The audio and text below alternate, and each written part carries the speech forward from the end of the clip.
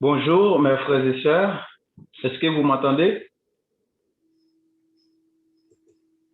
Oui, on t'entend très bien, frère Pato. Ok, merci beaucoup.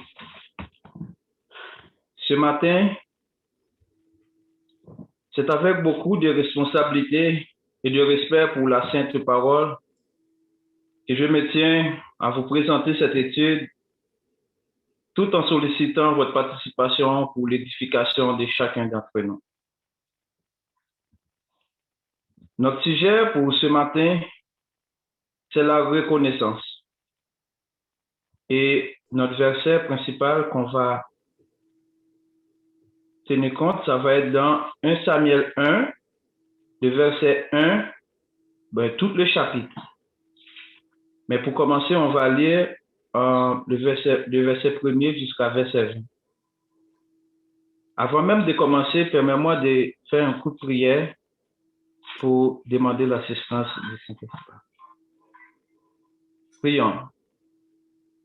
Adorable Père Céleste, toi qui es digne de toute gloire, de toute louange, toi qui mérites notre adoration, toi dont nous devons cette adoration, que nous avons l'obligation d'étudier ta parole, de la méditer jour et nuit. Viens avec nous, ô Dieu, illumine-nous, aide-nous à bien pouvoir sonder et étudier cette parole et que cette étude soit pour pour chaque âme des chrétiens qui participent et qui vont regarder sur les réseaux sociaux une bénéfice vivant. Ainsi, nous t'en prions au nom de ton Fils Jésus-Christ. Amen.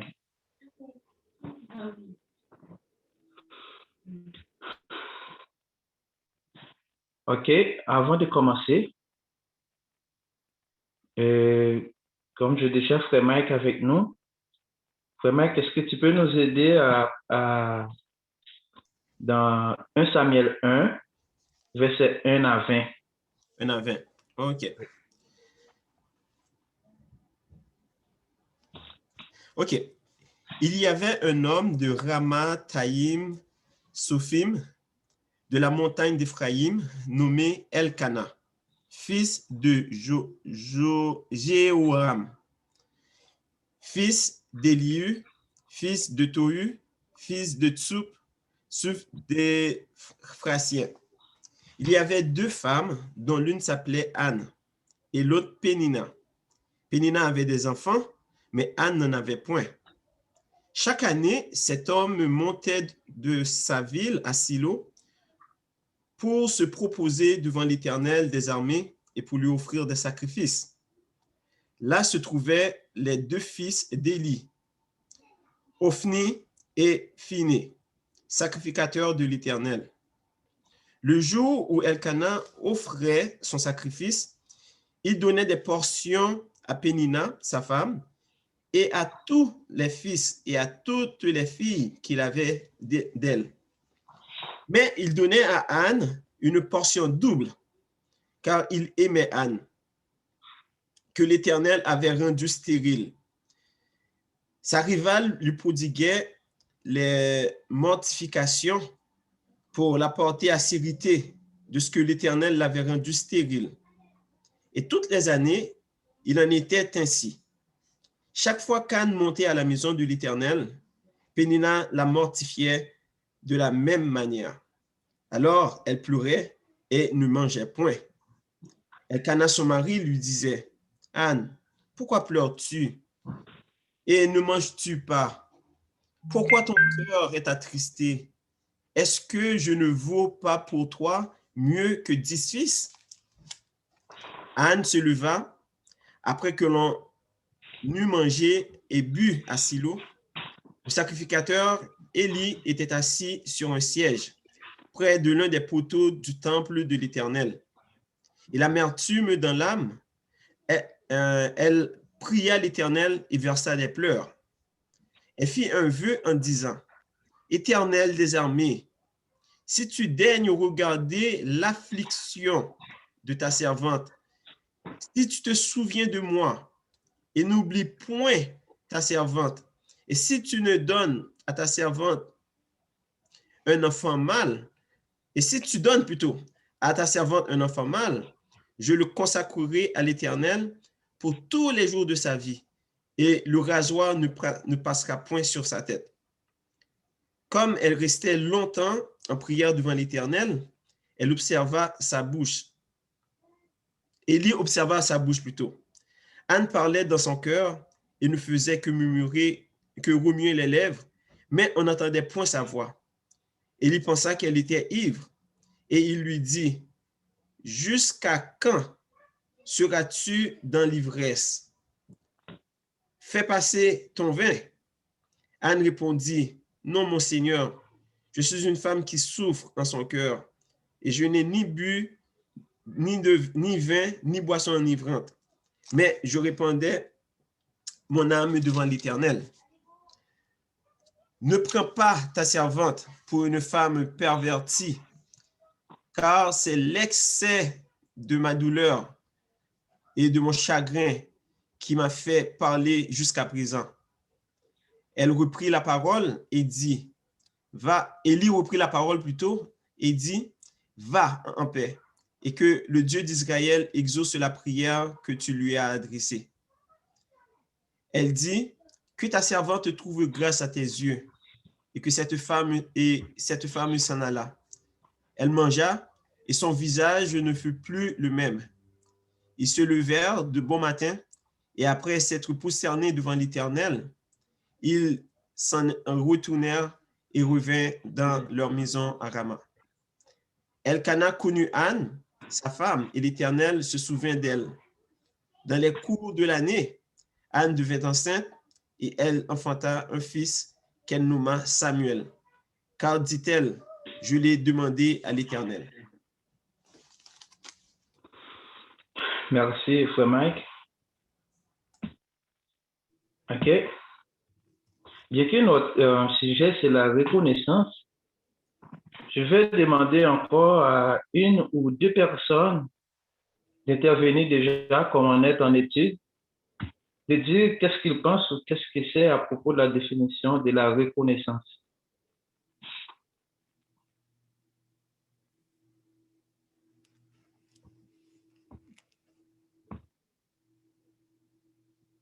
C'est quoi la reconnaissance pour vous?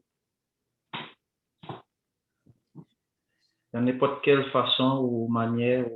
Mais la reconnaissance, c'est quoi? La reconnaissance, c'est l'acte de reconnaître un bienfait que quelqu'un nous a fait, des fois de façon inattendue, ou du moins de façon inespérée, des fois. On ne pensait pas recevoir l'aide, et puis cette personne, et puis on a reçu cette aide-là, on a reçu quelque chose qui nous a apporté une aide quelconque. Ouais. Donc, c'est une façon, c'est comme une action de reconnaître, comme j'ai dit, comme une action, un acte inespéré auquel on ne s'attendait pas, mais que quelqu'un a fait pour nous. Ok, c'est bon, merci beaucoup, Frère Mike. Il y a quelqu'un d'autre? Je pense que c'est une manière d'apprécier quelque chose que quelqu'un a fait pour nous ou que nous avons reçu. Donc, c'est l'appréciation. Merci, merci bien. Oui, c'est ça. Toutes les définitions sont utiles. Et moi, pour ajouter, je veux dire aussi que la reconnaissance, c'est un sentiment qui nous insiste à considérer comme redevable envers une personne ou la personne de qui on a reçu un bienfait, comme vient de dire Frère Mac. Et encore, c'est l'acte, comme vient de dire notre sœur, de reconnaître quelqu'un ou quelque chose. Et puis, d'autant plus, Jésus, c'est sœur Anne. Oui. Oui, Jésus avait guéri 10 lépreux, mais parmi les lépreux, ils sont partis et puis il y a un qui est retourné remercier Dieu. Normalement, ça c'est un acte de reconnaissance. Merci, mais Jésus lui a dit, où sont les autres? Et puis on dit, toi, va-t'en, ta foi t'a sauvé. Alors, c'est un acte de reconnaissance. Merci, c'est Anne. OK. On Frère va Patou, rentrer tout de suite dans... Oui? je voulais vraiment faire un petit point sur les mots que vous venez d'utiliser parce que ça explique très bien la reconnaissance. La redevabilité qui est plutôt, par exemple, Jésus nous a aimés le premier. Oui. Il attend que nous l'aimons en retour. C'est pour cela que je trouve très important les mots que vous avez parlé d'arrêt. Faites aux autres ce que nous voulons que les autres fassent pour nous, nous devons les faire. C'est ça vraiment l'essence de la reconnaissance au plus profond, que le simple acte de dire merci. C'est vraiment ça la redevabilité. Jésus nous a aimés, le premier, il faut que nous l'aimons en retour, c'est ça. Nous l'adorons maintenant parce qu'il a donné sa vie pour nous. Donc c'est vraiment avoir cette disponibilité de faire aussi ce que nous avons reçu. Les enfants doivent redonner ce qu'ils ont reçu de leurs parents. Pas seulement les simples faits de dire oui, quelqu'un m'a donné quelque chose. Merci. Amen. Merci beaucoup, mon frère. OK, on va fermer les parenthèses pour un moment parce qu'on va faire l'étude ensemble. OK? Ben, à l'égard de l'histoire de Anne, qui était rendue stérile par Dieu et qui ensuite vivait une vie de mortification, si c'est un mot à souligner. La mortification, c'est quoi ça? C'est une mortification, bien sûr, qu'elle vivait par sa rivale Pénina. La mortification, pour qu'on puisse comprendre, c'est une souffrance, une offense, une injure qu'on accepte volontairement dans notre corps et parfois même involontairement. Et c'est là, pour accepter des mortifications, nous allons bien nous priver de pas mal de choses. En continuant, laissez-moi vous dire, je vais ouvrir une parenthèse, que la mortification que Pénina a attribuée à Anne, c'était pas douce. Comme je viens de vous dire, de décrire la définition de mortification. C'était pas douce. C'était très douloureux pour Anne. Très douloureuse. Elle vivait avec des larmes aux yeux quotidiennement. Elle ne pouvait même pas manger si son mari ne l'a pas pris dans ses chambres ou dans ses bras. Posons-nous une question. Cette histoire, pourquoi elle se trouve dans la Bible? Ce matin, je vais vous dire, cette histoire n'est pas dans la Bible pour remplir les chapitres ou les pages, mais plutôt pour rappeler à chaque être humain, païen ou chrétien, que le monde était devenu stérile, maudit, après la désobéissance d'Adam et Ève. Le malin commença à nous faire la peine, à nous mortifier, à nous faire crier amèrement, volontairement et involontairement. Arrive ainsi, c'est ainsi que le monde tombe dans la guerre, la famine, des nations se mettent contre des nations, envie de démontrer que l'un est plus fort que l'autre. Le grand oubli arrive. Le monde oublie s'il y avait un seul Dieu, un seul Créateur et un Tout-Puissant. Le roi se dit être Dieu, le royaume se dit être puissant, la discrimination, les riches contre les pauvres, les blancs contre les noirs, les intellectuels contre les analphabètes et toutes sortes de confusions comme aussi les hommes se mettent contre les hommes, disent qu'ils sont aussi les femmes. Et les femmes contre les femmes disent qu'ils sont aussi des hommes. Depuis ce temps, le monde devient abominable. Nous pouvons voir au départ que Caïn a tué Abel. Les frères de Joseph l'ont vendu.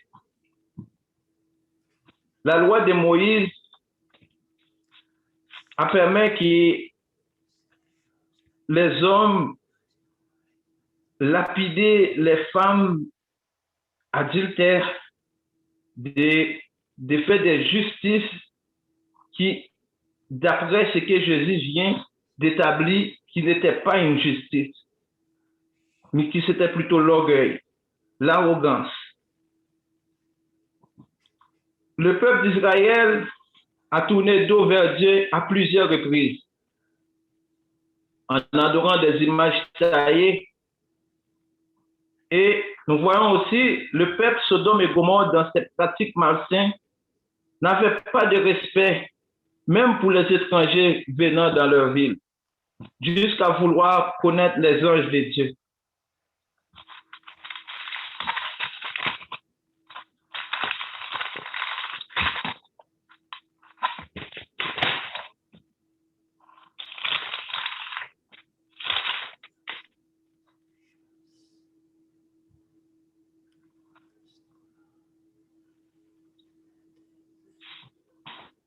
Après tout cela, je viens de dire, je vais encore libérer le micro à une ou deux personnes pour dire qu'est-ce qu'ils comprennent ou qu'est-ce que cela veut dire, tous ces défaits que les hommes ont faits.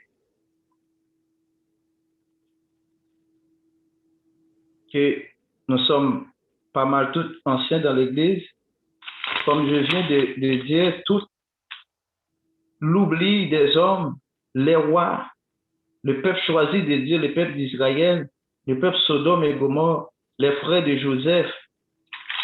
Qu'est-ce que tout cela vous dit? Qu'est-ce que vous comprenez de toutes ces défaites-là?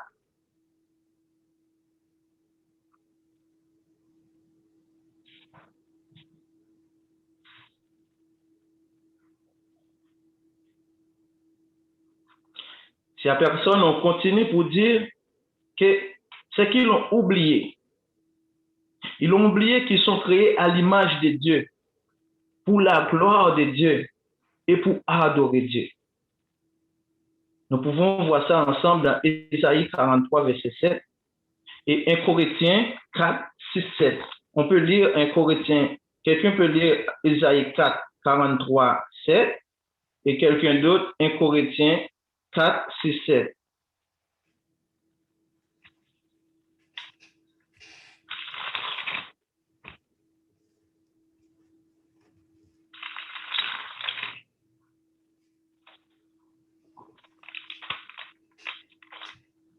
Ésaïe 43, 7, 1 Corinthiens 4, 6.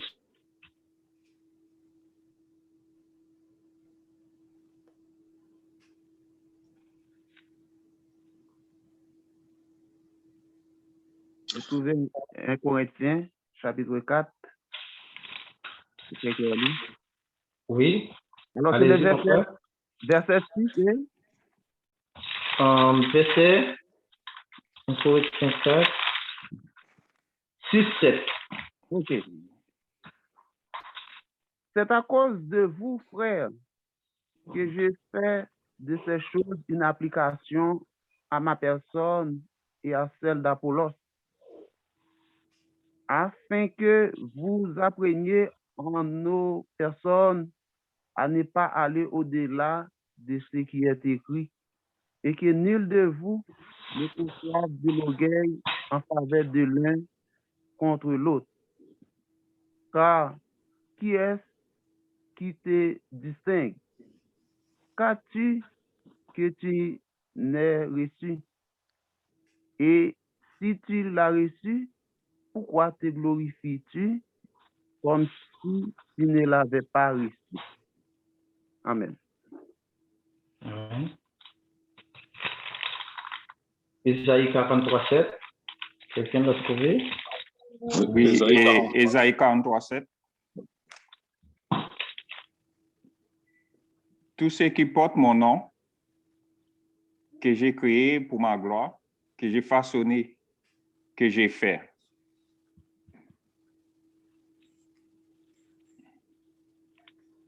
Amen. C'est ça, ces deux versets-là, c'est l'appui qui nous montre que les hommes étaient créés dans l'unique but.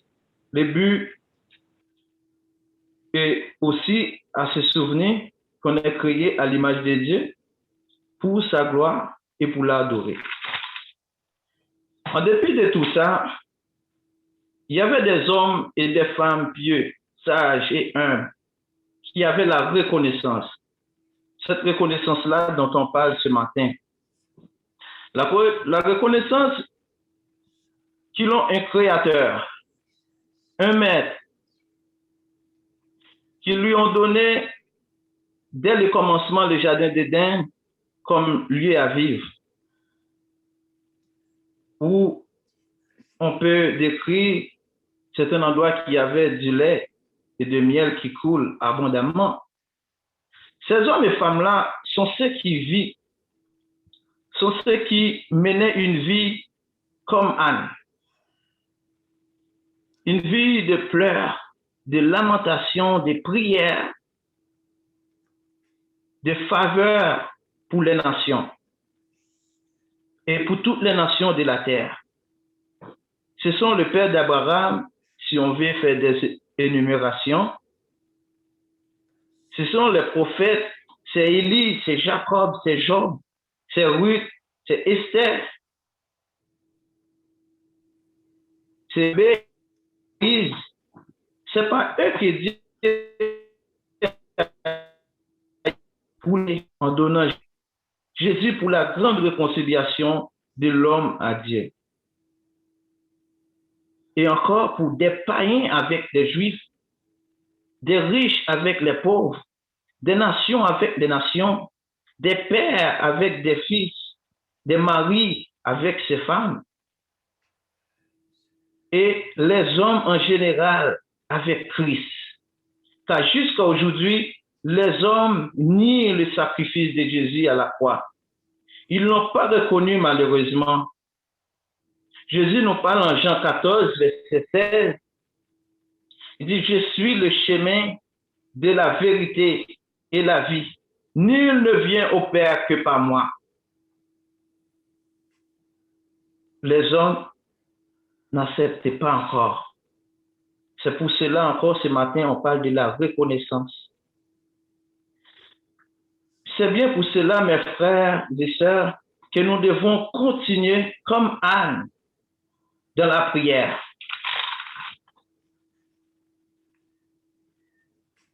Dans la persévérance. Les gens de ce monde qui ne croient pas dans le sacrifice de Jésus à la croix nous jugent chaque jour comme des rien à faire, des ivrognes, des fous de la religion. On a reçu pas mal de choses, c'est fort. Des malades. C'est le cas d'Élie. Mais le cas d'Élie est différent vu à Anne. C'est différent. Le besoin de Anne a dépassé son œil charnel. Il a exprimé ce qu'il a vu, mais Dieu a vu et écouté les murmures de Anne. Il a donné ce qu'elle demandait.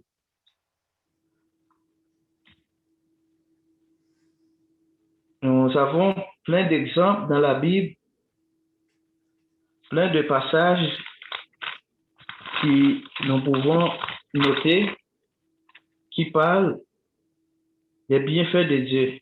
On doit rendre grâce à Dieu. En 1 Thessaloniciens 5, 18, on peut les noter. qui nous dit de rendre grâce en toutes choses. Il y a 1 Chronique 16, 34 qui nous demande de louer l'Éternel, car il est bon pour tous ses bienfaits. On a Psaume 35, 18 qui nous demande des ordonnances, qui sont des exemples aussi de partout où il passe. On a Éphésiens 5, 20. Rendez continuellement grâce pour toutes choses à Dieu. On a encore l'exemple que notre sœur Anne, c'est notre sœur Anne d'aujourd'hui, pas Anne dans l'histoire, notre sœur Anne d'Alexandre, vient de prendre sur les lépreux qu'on trouve dans Luc 17, 14 à 17. C'est vraiment fort. Dieu, si nous allons regarder dans Anne, dans 1 Samuel, dans le chapitre que notre frère Mike venait de nous lire, si nous allons jeter un coup d'œil dans le verset 20, nous allons voir, il dit, l'Éternel se souvient d'elle. Dieu ne va pas nous oublier. Quand Jésus a rencontré les lépreux, ils l'ont dit d'aller. D'aller. On peut lire, on va le lire. On va le lire. Quelqu'un peut lire dans Luc 17, 14 à 17. Luc 17, 14 à 17. On va lire juste cette trois parties.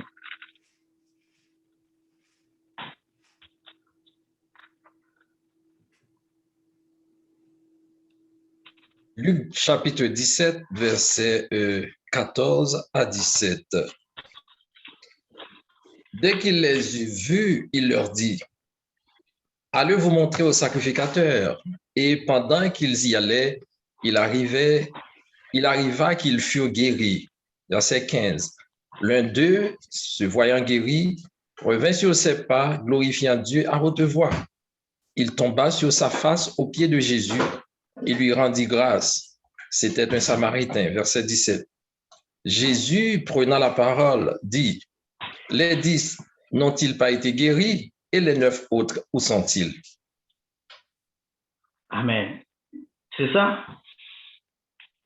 On doit être intelligent en étudiant la parole,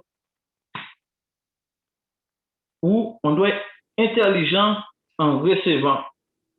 Quand quelqu'un nous donne quelque chose, même si la personne n'avait pas un contact direct avec nous, comme j'étais aux États-Unis, on faisait l'inscopine, on faisait les gazons, il y a toujours des clients qui savent qu'il va y avoir des travailleurs qui vont entrer dans leur cours. Ils laissent toujours un igloo avec des boissons. Il fait vraiment chaud en Floride, avec des petites choses qui viennent, peuvent se servir. Mais on n'a pas de contact. Là, qui est reconnaissant, peut-être doit laisser un petit mémo. Elle va pas savoir que c'est des, disons, c'est pas pour des voleurs ou des animaux qui marchent autour, qui les ramassent. Mais non. Mais c'est le cas pour ces 10 lépreux-là, et Dieu et Jésus qui va dire où sont les autres. Il n'oublie pas. Il n'oublie pas. Il y en avait un qui était reconnaissant. On sait tout que c'était le sort pour les 9 autres. C'est la même chose pour la femme qui était en perte de sang, comme on avait vu dimanche passé, qui a forgé la foule pour toucher la robe de Jésus. Nous avons vu ça en Luc 8, 44 à 48. Elle a forgé la foule. Et elle n'a pas fui la foule. Et après qu'elle a qu'elle a... Attends. C'est mieux de le lire. Si on va un petit peu trop vite. On va le lire. On laisse encore le temps à quelqu'un de lire pour nous dans Luc 8, 44 à 48.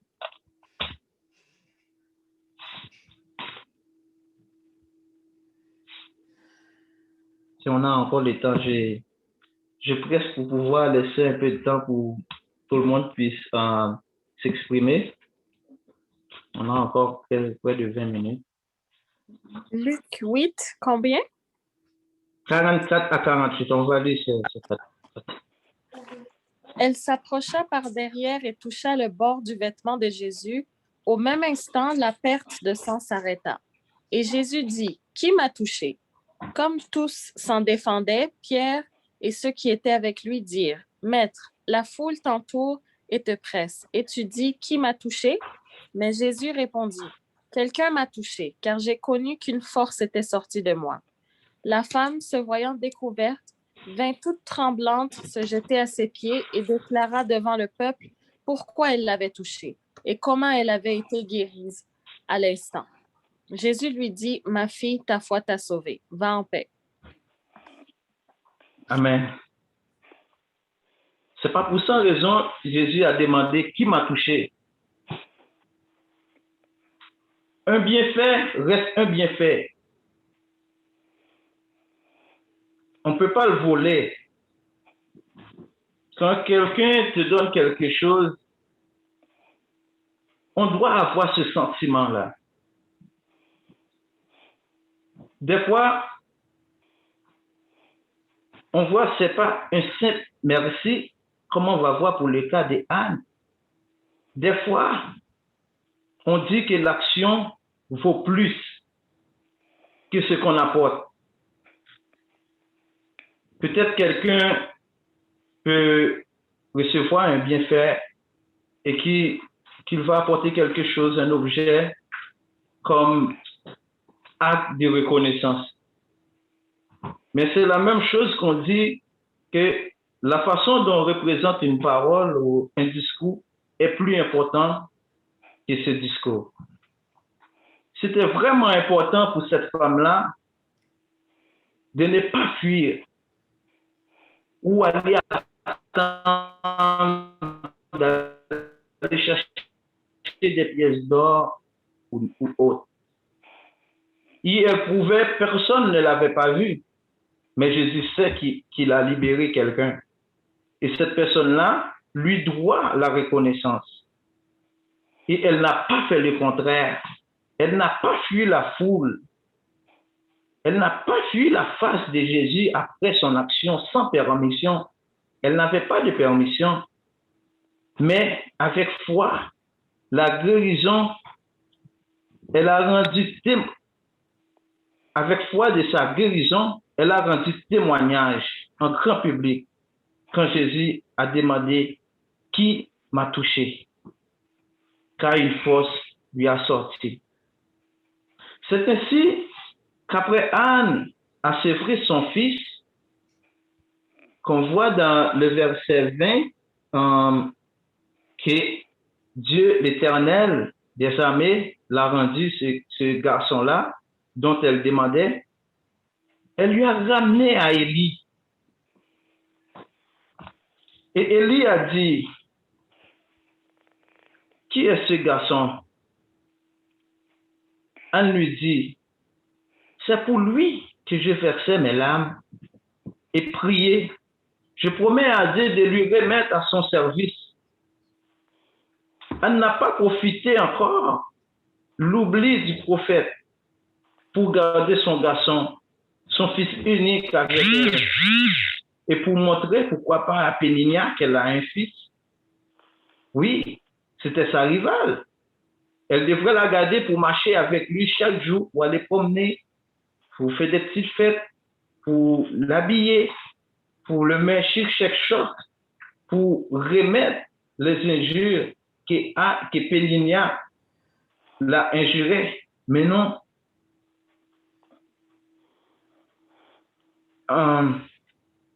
c'est Péninia qu'elle a aussi un fils. Mais sa reconnaissance était envers Dieu. Tout pour elle, c'était de rendre ce qu'elle a promis à Dieu et que ce que Dieu la souvient. Dieu a se souvenir de toutes les larmes, de toutes les prières, de toute la souffrance que Anne a subie, a pris pour avoir ce garçon. Et que Anne aussi ne joue pas la maline pour garder son garçon pour lui, pour elle-même. Elle l'a ramené. Soyons reconnaissants envers Dieu, mes frères et sœurs. Soyons reconnaissants pour tous ses bienfaits.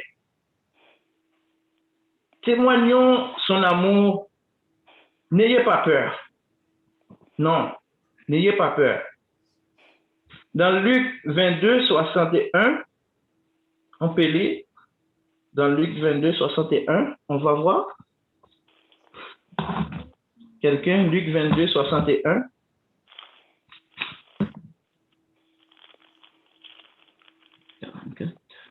Luc 22, 61. Mm-hmm. Le Seigneur s'étant retourné, regarda Pierre.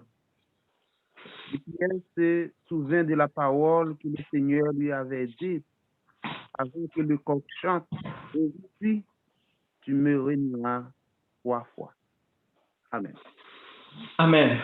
Voici quelque chose de très, très important. C'est honteux.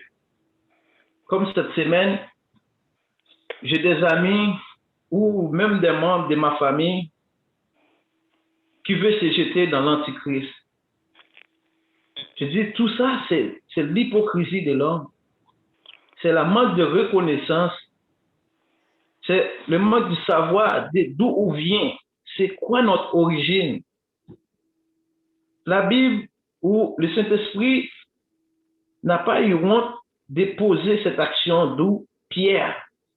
C'est lui dont Jésus avait choisi pour parler, pour initier, pour ouvrir la porte de l'Église. Il l'a renié 3 fois. 3 fois. Mais les antichrists,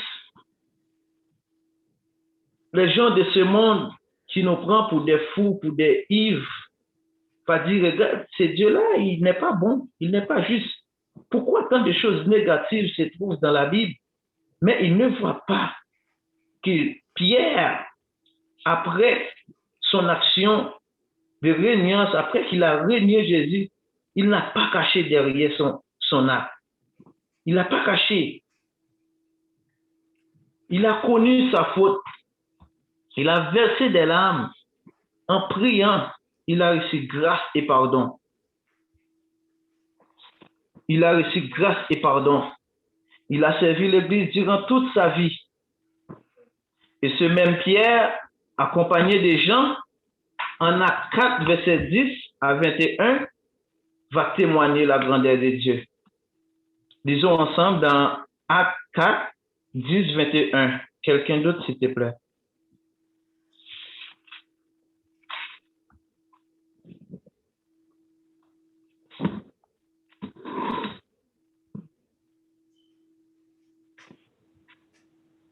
Actes 4, 10 à 21.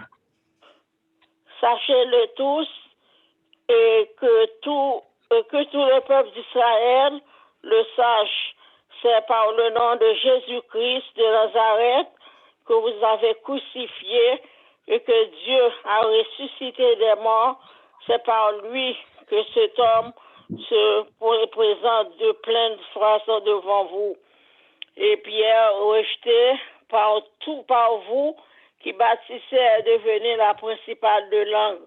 Il n'y a de salut en aucun autre, car il n'y a sous le ciel aucun autre nom qui ait été donné parmi les hommes par lesquels nous devions être sauvés.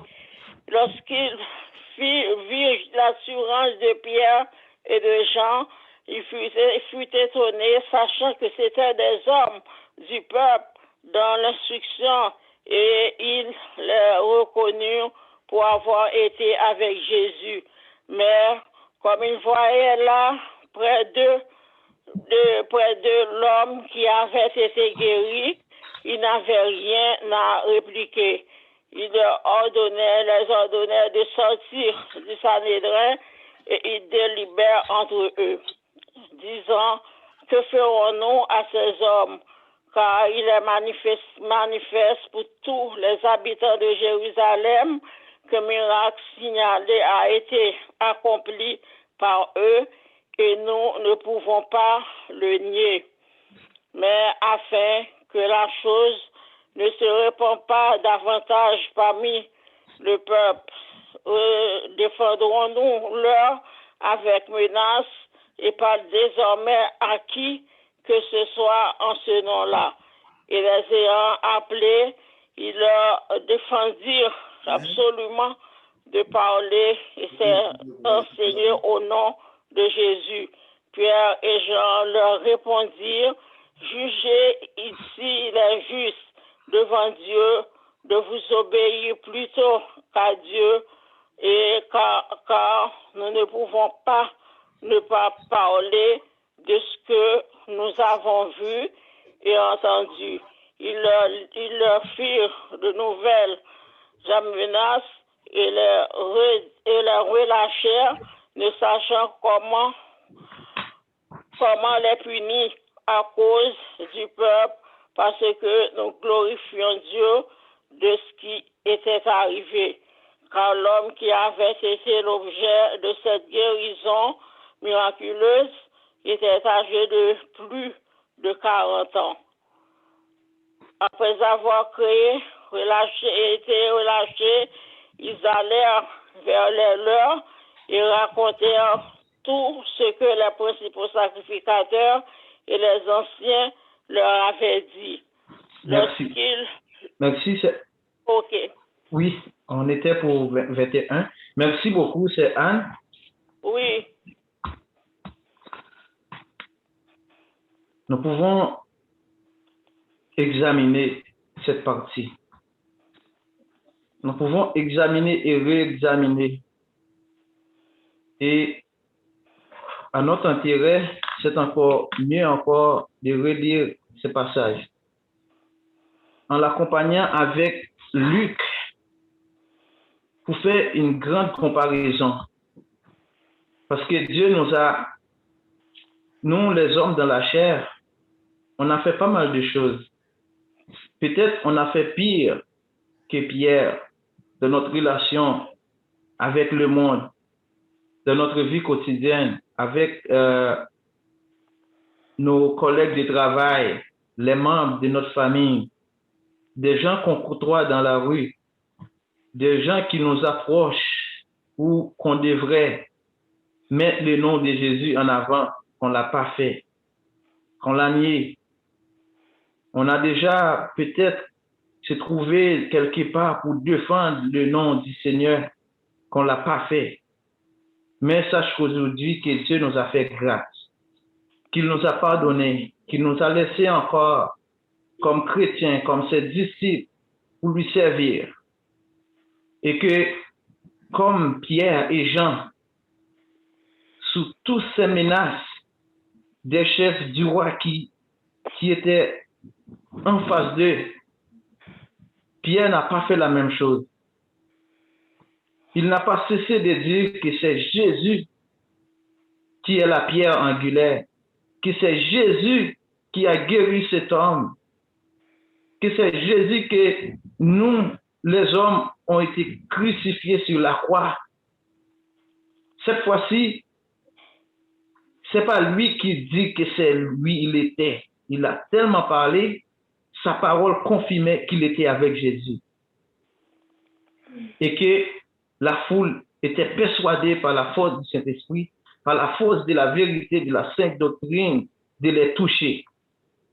Et c'était des grands témoignages. Si on lisait en avant dans Luc, on pouvait voir que dans ce moment-là où Paul, où Pierre et Jean prêchaient la reconnaissance du salut, la reconnaissance du sacrifice de Jésus à la croix, il y avait beaucoup de milliers des personnes qui ont reçu le salut et que le nombre de disciples augmentait était à 5000, qui était déjà à 3000. Oui, mes frères et sœurs, ce grand témoignage, nous ne devons pas craindre ni les menaces, ni rien qui soit à notre danger dans ce monde pour parler de Dieu. N'ayez pas peur. Dieu est avec nous. Pour terminer, nous allons lire dans Actes 4. On a déjà lu Actes 4, 10 à 21, je pense, oui. Actes 4, 10, 1. C'est déjà lu, non? Actes 4, 10 à 21, oui. C'est déjà lu. OK. C'est ça. C'est tout que j'apportais pour vous aujourd'hui et que j'espère que tout le monde a bien pris connaissance de l'importance de la reconnaissance envers Dieu pour tous ses bienfaits envers nous et que nous devons raconter ça à tous les êtres humains qui ne le sachent pas encore. Que le Seigneur vous bénisse. S'il y a des questions ou des ajouts, des commentaires, on peut toujours. Il y a 6 minutes encore, on a 4 minutes. Après, on va céder la place à frère Mike pour la continuité.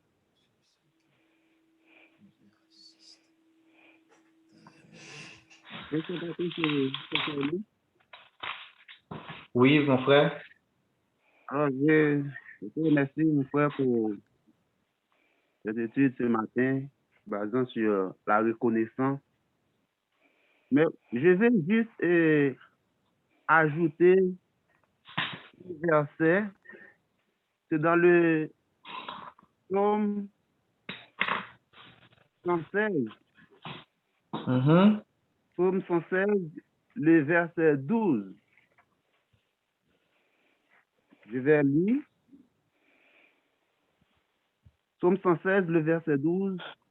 Comment rendrai-je à l'Éternel tous ses bienfaits envers moi? Et puis, j'ai une question, mais c'est pas vraiment concernant le sujet que vous avez et nous enseigné ce matin. Mais cette question-là, n'importe quel frère, soit frère Frédéric, peut me donner la réponse après. Et dans la première lecture, en 1 Samuel, chapitre 1er, on voit que on dit que Anna dit Samuel, c'est quand il vient prendre naissance, et on ne va pas couper ses cheveux. Alors, on voit dans l'Ancien Testament, il y a beaucoup de serviteurs, on n'a pas coupé les cheveux. Si on prend Samson, mais dans le Nouveau Testament, et il a dit, c'est honteux à un homme de porter de longs cheveux. Alors, je laisse cette question, si n'importe quelle fois me donner la réponse, ça me fait plaisir. Merci. Merci. Je ne sais pas si frère Frédéric peut intervenir là-dessus pour le moment ou si ça va rester ou... Oui, c'est mieux. C'est mieux que ça reste. Et puis, on reviendra là-dessus prochainement. Merci beaucoup pour la question. OK. Merci, mon frère. Il y a quelqu'un d'autre qui a des versets à partager, qui a quelque chose à dire parce que c'est en tant que chrétien, cette reconnaissance-là, nous devons les pratiquer dans notre vie humaine, dirais-je, pas seulement dans les cas spirituels. Car si on ne peut pas pratiquer cet exemple-là, parce que Dieu l'a dit, Si on n'aime pas nos frères et sœurs qui sont à côté de nous, comment pouvons-nous l'aimer, lui qui se trouve là-haut dans les cieux? Si on ne peut pas faire des actes de reconnaissance envers nos amis, nos parents, nos enfants, nos frères et sœurs de l'Église, les collègues de travail ou même nos patrons, comment allons-nous être reconnaissants envers Dieu?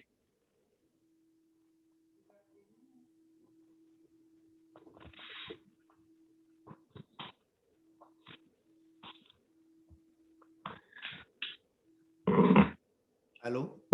Oui, Est-ce que c'est vous déjà m'entendez? fait. Oui, C'est Frère Mira, est-ce que vous m'entendez? oui, on t'entend, frère Mira. Ok, tout à l'heure, là, mon micro, c'était, je ne sais pas les problèmes là, mais ok. Comme il est aussi là, Oui, c'est déjà ça. de donner, comment dire, la parole avec ceux qui dirigent, alors je n'ai pas de questions. OK.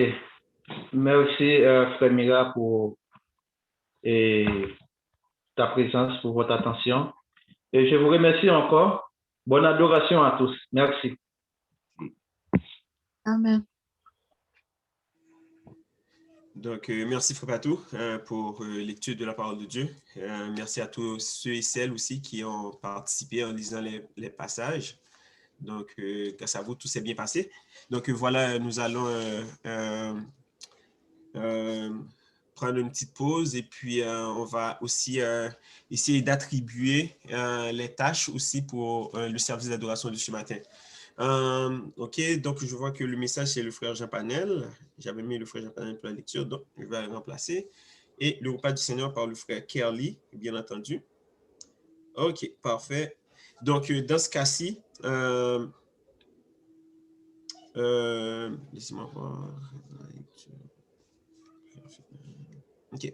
Donc, le frère Carlos, est-ce que le frère Carlos est là? Oui, j'ai vu que le frère Carlos est là. Est-ce que tu es en mesure de faire la Oui, je suis prière là. d'ouverture? Prière d'ouverture. D'accord, merci. OK, merci, frère Carlos. Et puis, la lecture de la parole de Dieu, je vais demander, est-ce que le frère Exumant peut faire la lecture? Frère Exumant, est-ce que c'est possible?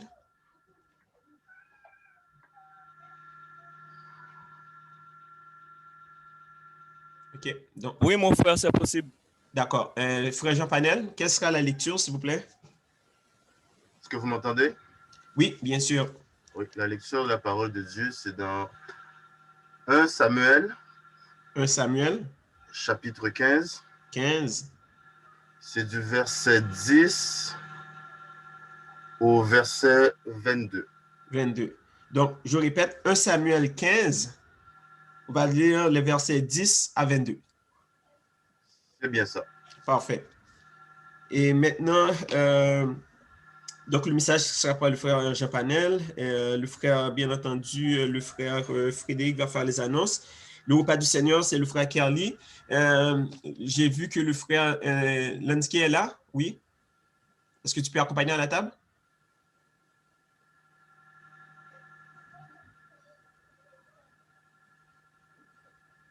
Frère Lansky?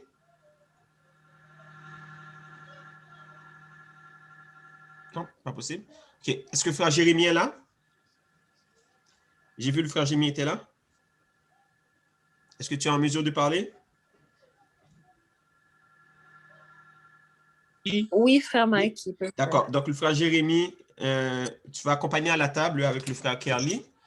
Et puis, par la suite, j'ai vu que le frère Bernabi est là. Le frère Bernabi, est-ce que tu pourrais accompagner à la table avec le frère Kerly et le frère Jérémie? Oui, mon frère, merci. Merci beaucoup, mon frère. Et puis, par la suite, la prière finale par mon bien-aimé frère adoré, le frère Révolus, pour la prière finale.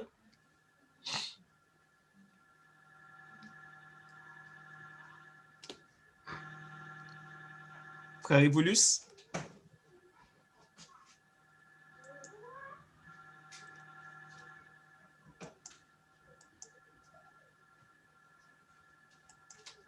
Ah, OK. Est-ce que le frère Evolus peut ou peut pas? Je vais attendre une dernière confirmation. Bon, il me semble que le frère Evolus n'est pas en mesure. Donc, dans ce cas-ci, je vais demander... OK, non? OK, parfait. Donc, dans ce cas-ci, je vais demander au frère César Bourbanon. Frère César?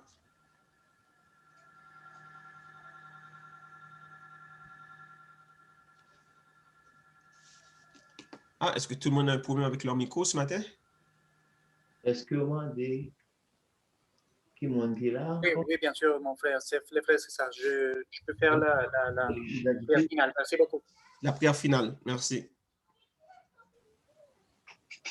OK, parfait. Donc là, maintenant, je pense qu'on est complet. Donc, on va commencer notre culte d'adoration, bien entendu. On va se mettre en disposition pour offrir le meilleur culte que nous puissions offrir à Dieu. Parce qu'on ne sait pas, si aujourd'hui, c'est notre dernier jour, on est là, on est pèlerin sur terre. Ça se peut qu'aussi aujourd'hui, c'est notre dernier jour. Donc, vivons, chantons comme si c'était notre dernier instant, la dernière adoration qu'on offrirait au Seigneur. Donc, pour cela, on va lui donner le meilleur de nous-mêmes, toujours.